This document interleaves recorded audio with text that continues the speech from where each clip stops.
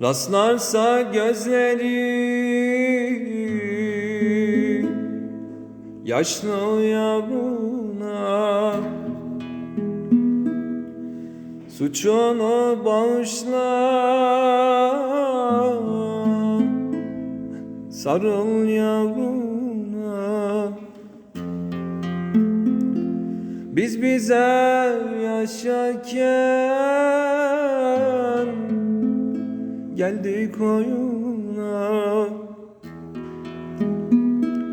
Eller kadir kıymet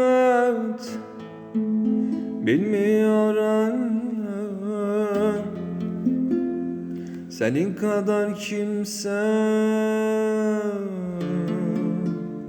sevmiyor anne.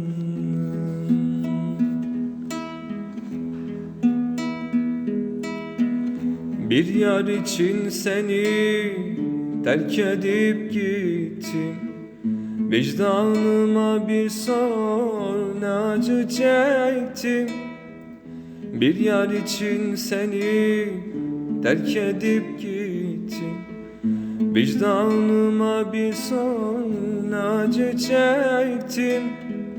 Kendimi ben sana emanet ettim. Eller kadir kıymet bilmiyor anne. Senin kadar kimse sevmiyor anne. Rastlarsa gözlerin yaşlı yavruna, suçunu bağışla, sarıl boynuna. Biz bize yaşarken geldik oyuna.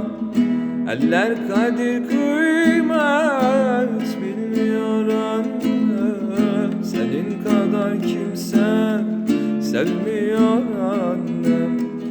Rastlarsa gözlerin yaşlı yavruna, suçunu bağışla, sarıl boynuna.